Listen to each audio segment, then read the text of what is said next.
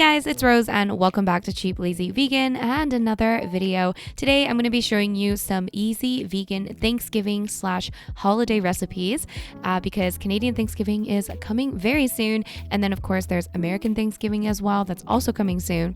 And even if you don't celebrate Thanksgiving, these are so delicious and so perfect for this time of year.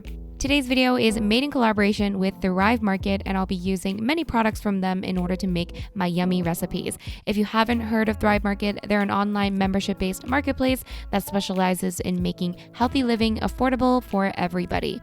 They carry tons of healthy, sustainable, and wholesome products which are sold at discounted prices for their members. It's so easy to shop for their vegan options, which they have a ton of, and of course, they ship everything straight to your door, which makes your life much easier.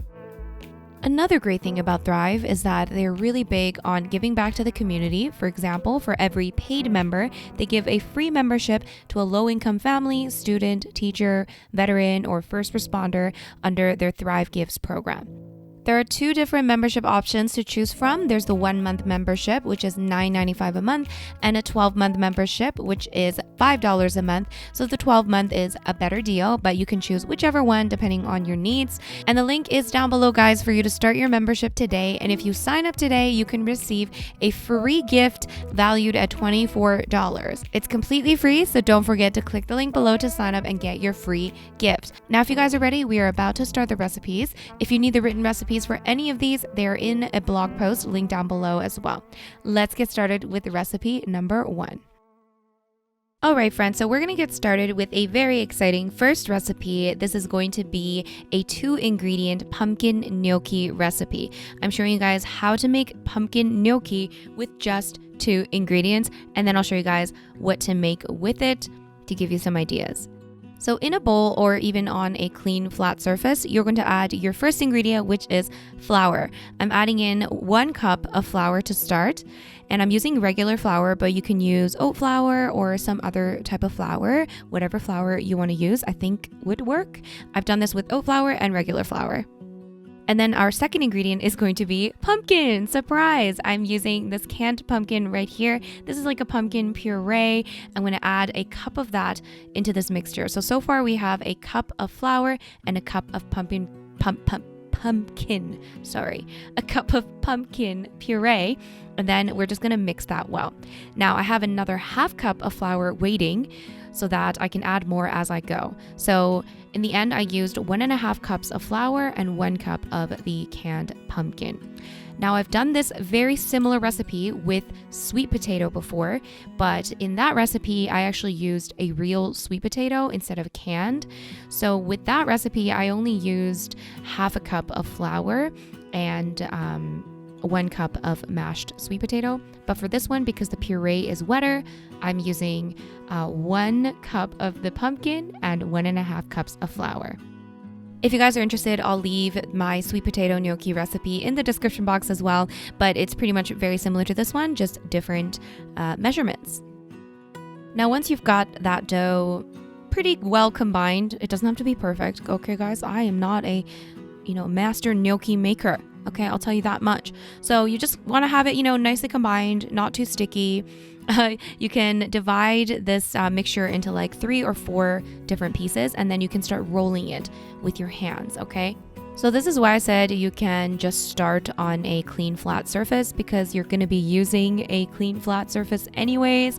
So I don't know why I used the bowl, but yeah, in the end, you're going to have to roll on a clean flat surface. And don't worry about making it perfect. I feel like, the beauty is in the imperfections.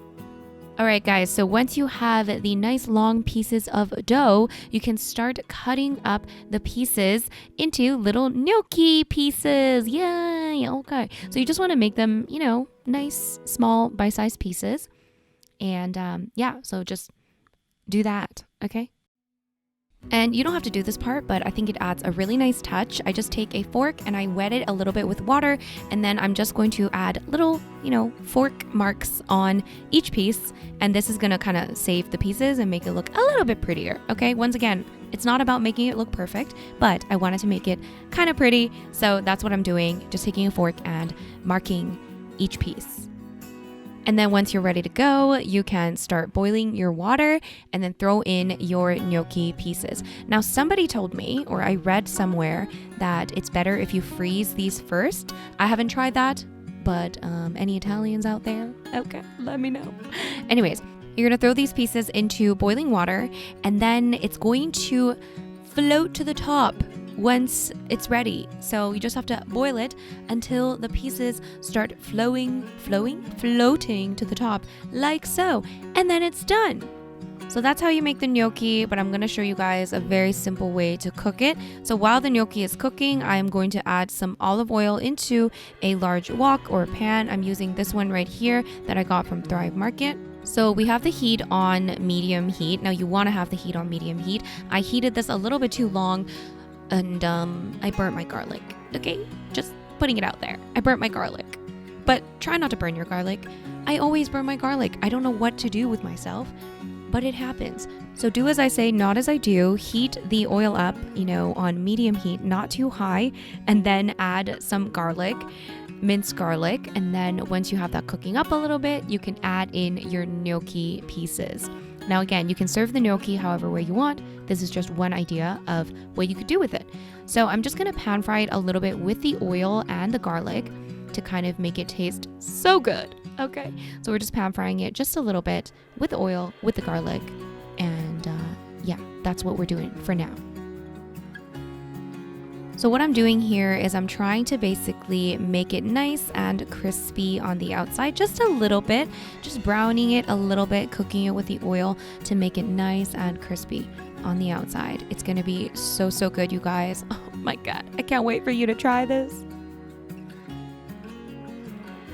So once I am happy with the consistency and it's nice and crispy, I'm gonna add in half a cup of marinara sauce.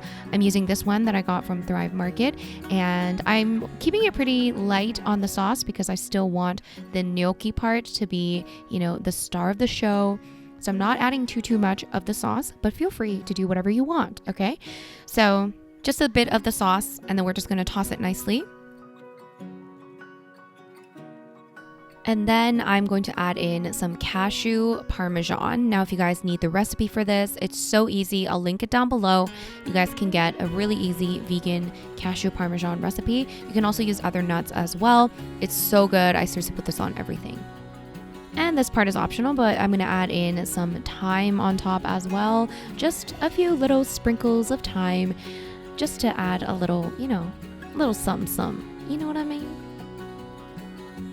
And then, of course, we're ready to plate this goodness. It is so good. I got my friends to taste test it. They seem to really love it, and I can't wait to try this with other sauces as well. We're going to top with some more cashew parmesan because you can never have enough of this cashew parmesan stuff. And one thing I did as well was add a little bit of truffle salt that I had in my pantry. That's an option for you, and that also kicks things up a notch. You can also add some more salt and pepper if you need. And that's it. You can also add some greenery on top, if you have some parsley or something. I didn't have any greenery, so I kept it simple. But that's how you make a really delicious gnocchi from scratch. So good. I hope you guys try this out.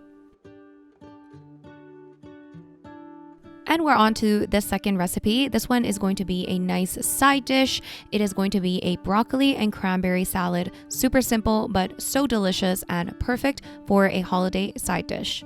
We're starting things off by preparing our broccoli. We are chopping our broccoli very finely. I have a broccoli crown here, and I'm using up every single little bit, okay? So make sure that you don't waste the stalk or anything, because it's all very nutritious, very good, and once you chop it finely, no one's gonna know the difference, okay? So just chop it finely. So I would say this yielded about 4 cups-ish. So you can use about 3 to 4 cups, depending on how much broccoli you have. And if you end up having more broccoli, then make more dressing. Simple. So once you have the broccoli chopped, you can add this into a large mixing bowl. And then I'm also going to add in 2 cups of shredded cabbage. I'm using red cabbage, purple cabbage, whatever you want to call it. We also added in some pumpkin seeds. I'm using these ones that I got from Thrive Market, along with some sunflower seeds as well. So we're going to add that into the mixture, and these 2 things are going to add a really nice crunch. And then I'm also going to add in some cranberries that I also got from Thrive Market. We're going to add that into this lovely mixture. All right, now we are ready to make our dressing. So into a small bowl, I'm going to add in some vegan mayo, some Dijon mustard. I'm using this one right here. And for sweetener, I'm adding in some agave nectar, and I'm using this one here. You can add in maple syrup if you'd like. I'm using agave today, so that's what I'm doing. And then our last ingredient for the dressing is some apple cider vinegar. So let's add that in and then mix this really well. And now we're finally uniting the dressing and the salad, and we're gonna toss this really well, make sure everything is nice and coated. Now at this point, you can give it a little taste, see if you need a little salt and pepper. I decided to add in just a little bit of salt and pepper, and I also made a little bit extra dressing so I could drizzle some on top and to have a little bit extra creaminess. So you can feel free to do the same, make some extra dressing if you want. You can always keep any leftover dressing in the fridge and eat it with whatever you want later on, okay? So yeah. That's how you make this delicious salad. This is perfect for your Thanksgiving or holiday dinner. You can serve it on the side. It's great for a potluck. It's so, so good. Try it out. And last but definitely not least, I am so excited for you guys to try these creamy pumpkin fries. Oh my God. So we're starting by peeling 2 large potatoes.